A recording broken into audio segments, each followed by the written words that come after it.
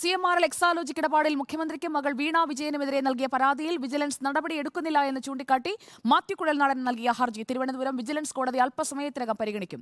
മുഖ്യമന്ത്രി, മകൾ വീണ, CMRL MD, Exalogic MD എന്നിവരെ എതിർകക്ഷികളാക്കിയാണ് ഹർജി. അഞ്ജു ജയപ്രകാശ് വിവരങ്ങളുമായി തിരുവനന്തപുരത്ത് നിന്ന് നമുക്കൊപ്പം വീണ്ടും എത്തുന്നു. അഞ്ജു ജയപ്രകാശ്, എപ്പോഴാണ് ഹർജി പരിഗണിക്കുക? എന്തൊക്കെയാണ് ഉള്ളടക്കം?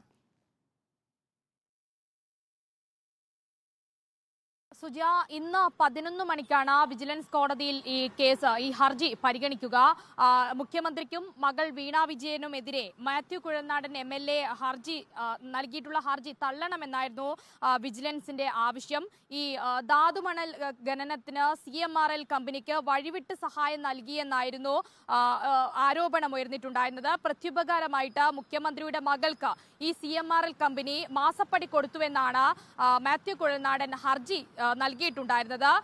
എന്നാൽ ഈ ഹർജി നിലനിൽക്കില്ലെന്നും ഒപ്പം തന്നെ ആദായ നികുതി സെറ്റിൽമെന്റ് ബോർഡിന്റെ തീരുമാനം വിജിലൻസിന്റെ പരിധിയിൽ വരില്ലെന്നും അത് പരിശോധിക്കാനാകില്ലെന്നുമുള്ള ഒരു നിലപാടായിരുന്നു വിജിലൻസ് സ്വീകരിച്ചിട്ടുണ്ടായിരുന്നത്. ഒപ്പം തന്നെ ഈ മാത്യു കുഴൽനാടന്റെ ഹർജി അതിനിടയിലാണ് ഇപ്പോൾ ഇന്ന് തിരുവനന്തപുരം വിജിലൻസ് കോടതിയിൽ പരിഗണിക്കുന്നത്. 11 മണിക്കായിട്ടാണ് ആദ്യം തന്നെ ഈ ഹർജി പരിഗണിക്കുമെന്നാണ് അറിയാൻ സാധിക്കുന്നത്. മുഖ്യമന്ത്രി, ഒപ്പം മകൾ വീണ വിജയൻ എന്നിവരുൾപ്പെടെ 7 പേർക്കെതിരെയാണ് തിരുവനന്തപുരം വിജിലൻസ് കോടതിയിൽ മാത്യു കുഴൽനാടൻ ഹർജി ഫയൽ ചെയ്തിട്ടുള്ളത്.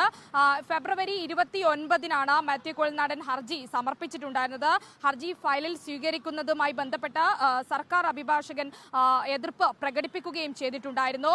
എന്നാൽ കോടതി ഈ ആവശ്യം തള്ളിക്കളയുകയാണ് ചെയ്തിട്ടുണ്ടായിരുന്നത്. പിന്നീട് സർക്കാർ അഭിഭാഷകൻ തന്നെ ഈ വിഷയം ഹർജിയിൽ മറുപടി നൽകാൻ വേണ്ടി 15 ദിവസം സമയം അനുവദിക്കണമെന്ന് ആവശ്യപ്പെടുകയാണ് പിന്നീട് ചെയ്തിട്ടുണ്ടായിരുന്നത്.